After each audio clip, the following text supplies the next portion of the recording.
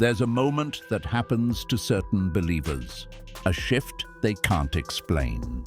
One day they walk into church, into a conversation, into a relationship, and something feels different. Not wrong, just exposed. They see past the words, past the smiles, past the performance. And what they see isn't always beautiful. This isn't paranoia. This isn't judgment. This is discernment. And while the church celebrates spiritual gifts, nobody talks about the cost of seeing clearly. Nobody warns you that the sharper your spiritual vision becomes, the heavier the burden you'll carry. Nobody prepares you for the isolation that comes with clarity, or the exhaustion of being spiritually awake in a world that's spiritually asleep. So today, we're uncovering the hidden dangers of discernment that nobody talks about. Because if God has opened your eyes to see what others can't, you need to understand what you're carrying and how to carry it without breaking. Danger 1. Spiritual loneliness. The first danger of discernment is spiritual loneliness. Not the kind where you have no friends, but the kind where you have people around you and still feel completely alone.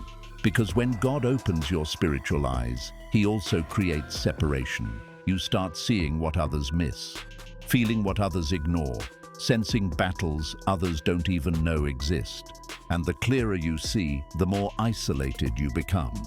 I've watched this happen to believers with pure hearts, people who can walk into a room and immediately sense the spiritual atmosphere. They know when there's heaviness, when there's deception, when someone's smile is hiding a scream. They don't judge, they just know. But that knowing creates distance, because most people aren't ready for that level of truth. You'll try to explain what you're sensing, and they'll look at you like you're overreacting. You're too spiritual. You see demons in everything.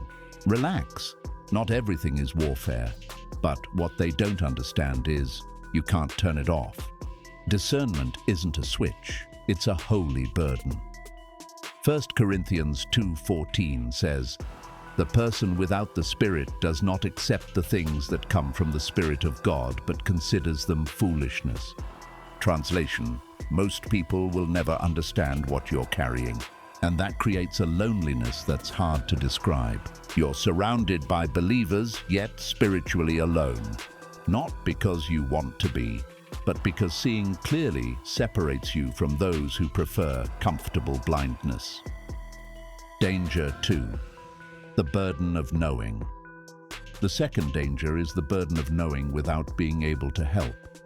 Because discernment shows you things before they happen. It reveals people's true intentions before they're exposed. It warns you of danger before it arrives. And that creates a painful dilemma. Do you speak up or stay silent? If you speak, you risk being labeled judgmental, divisive, or negative. If you stay silent, you watch people walk into destruction you saw coming. Think about this. You discern that someone in your life is walking in deception. The Spirit shows you clearly. But when you try to warn them gently, lovingly, they get defensive. They accuse you of being critical. They shut you out. And you're left carrying what they refuse to see. Or worse, you see darkness in a situation everyone else calls blessed. You sense manipulation where others see sincerity. You feel warning where others feel peace. And the tension of holding that truth alone becomes crushing. This is what James 4:17 is talking about. If anyone then knows the good they ought to do and doesn't do it, it is sin for them. When God shows you something, you become responsible for it, not to fix it, not to control it, but to respond to it rightly. Sometimes that means speaking. Sometimes it means praying. Sometimes it means simply stepping back and letting God do what only He can do. But the weight of knowing, of carrying truth that others reject, that's a burden discernment brings. Danger 3. Spiritual exhaustion. The third danger is spiritual exhaustion, because seeing what others don't see is draining. You can't walk into a room without sensing the atmosphere. You can't have a casual conversation without picking up what's beneath the surface. You can't scroll through social media without discerning spirits behind posts. Your spiritual antenna is always on, and over time, that wears you down. Many believers with discernment reach a point where they're tired of feeling everything, tired of sensing everything, tired of carrying what others don't even acknowledge. They stop resting in God and start living on constant alert. Their spirit keeps fighting, but their soul no longer has strength. This is why Matthew 11:28 is so critical. Come to me, all you who are weary and burdened, and I will give you rest. Rest isn't weakness when you carry discernment, it's survival. Because if you don't intentionally rest in God's presence, the weight of what you see will crush you. You'll start to believe that your calling is to carry everything, to intercede for everyone, to warn everyone. But that's not what God asked. He asked you to see clearly, to pray faithfully, to obey quickly, not to fix what only He can heal. Spiritual exhaustion happens when you forget that discernment is a gift from God, not a responsibility to save everyone. Danger 4, the trap of spiritual pride. The fourth danger, and perhaps the most deceptive, is spiritual pride. Because after seeing what others miss for long enough, your heart can become subtly lifted up. You start thinking, why don't they see this? Why are they still so blind? And without realizing it, the gift God gave you to serve becomes a measuring stick to judge. This is the most subtle trap of discernment. Believing that seeing more makes you better. You forget that it was God who opened your eyes, not your own wisdom, not your own maturity, not your own spiritual superiority.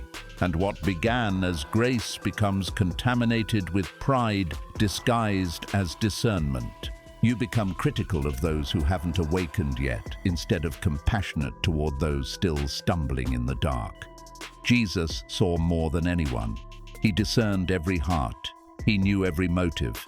He detected every lie. But his discernment never made him proud. It made him compassionate. Every time he saw sin, he responded with love. Every time he discerned darkness, he offered light. Luke 18:9-14 tells the story of the Pharisee who prayed, God, I thank you that I am not like other people. He had knowledge, he had discipline, he probably even had discernment, but his heart was corrupted by pride.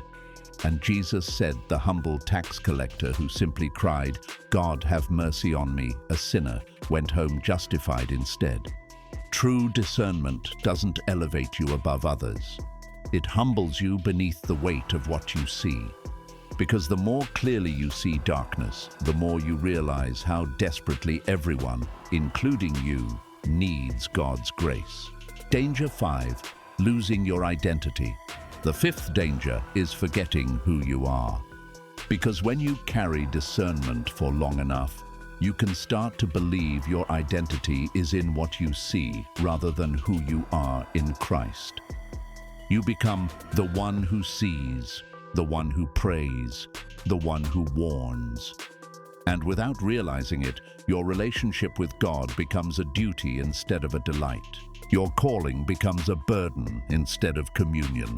God never intended discernment to replace intimacy. The purpose of seeing clearly isn't to make you a spiritual watchman consumed by what's wrong in the world. It's to make you a child of light who reflects His glory in the darkness. John 1:12 says, Yet to all who did receive Him, to those who believed in His name, He gave the right to become children of God. Children first, seers second. Beloved before you're a warrior, rested before you're a watchman. The enemy knows this. If he can make you identify more with what you discern than with whose you are, he's already won. That's why every time your eyes fill with what you see in the darkness, you must lift your gaze and remember, you weren't called only to observe shadows. You were called to reflect the Father's light. Seeing what others don't is not a coincidence. It's a calling. But it comes with dangers that nobody warns you about. Spiritual loneliness, the burden of knowing, exhaustion, pride, and losing sight of your identity. These aren't theoretical. They're real battles that every discerning believer faces. But here's the truth. God didn't open your eyes so you would live afraid of what you see. He opened them so you could be light in the midst of darkness. Being light doesn't mean staying silent. It means speaking when the Spirit tells you to, with grace and truth. It means correcting with humility, remembering you too were rescued from darkness. It means resting in who you are in Christ more than in what you see in the world. 1 Peter 2:9 says, "You are a chosen people, a royal priesthood, a holy nation, God's special possession, that you may declare the praises of him who called you out of darkness into his wonderful light."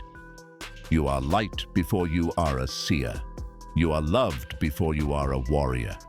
And when you remember that, everything falls into place. So if God has given you eyes to see, ask him also for wisdom, so you don't get lost in what you see. Because discernment without rest becomes exhaustion. Discernment without humility becomes pride. Discernment without identity becomes burden. But discernment rooted in the love of the Father, that becomes power. Drop light in the comments if this message spoke to your heart.